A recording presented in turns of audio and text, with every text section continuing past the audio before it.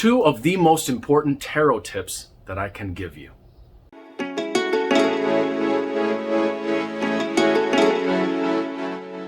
Tip number 1. This is the card that starts off the whole tarot deck. It is the Fool. This is an archetype, an image, and a being that goes beyond what's comfortable and what's safe. This card, which starts the whole journey of the tarot, suggests that in order for us to grow, gain understanding, gain wisdom, we must go out of what we're comfortable with and what is safe. Unfortunately, what's happening these days is people are using the tarot as a way to keep them insulated from any unpleasant experience or anything that they don't want to upset their comfort or their security. All we do when we do that is we limit our experiences and we create a box for us to live in where our experience gets smaller and smaller and smaller. If we never experience what's unpleasant or we never go out of what's comfortable, we never grow. And if we never grow, we never attain anything more than what we've got so far, and then deterioration sets in. So the next time you find yourself using the tarot to find out whether or not something is going to be uncomfortable and whether or not you should do it because you're going to find it unpleasant, remember this. Maybe the unpleasant thing is the thing that you need to grow. And I do this in real divination when I use the tarot with people, and especially when I use Tibetan Mo with people. And I will see a situation come up when I says, you know, this is probably going to be kind of uncomfortable. It's going to be very challenging, but this is something that you really need, and you'll be very glad once you did it.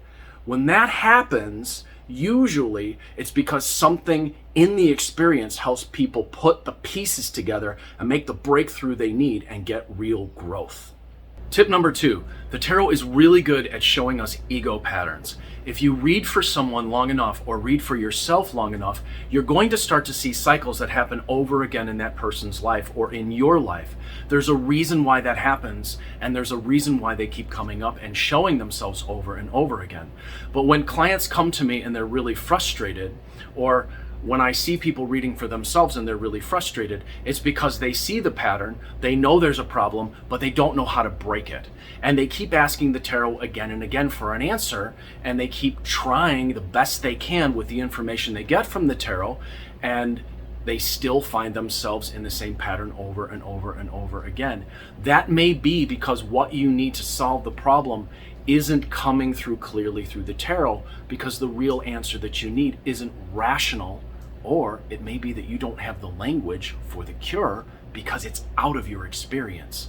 Real spiritual practice is the thing that must complement divination. We use divination to discern things, to learn things, but it's a spiritual practice that helps us develop the language to help us get the cure. When I started down this path years ago, I didn't have the language for the actual cure that in my Tibetan bond practice started to develop, because it was a real spiritual practice with a lineage. Also, when I did my Tibetan astrology, I found what was at the base of the patterns, and the tarot was trying to tell it to me, but the answer, the solution, the practices that cured it had nothing to do with the rational mind.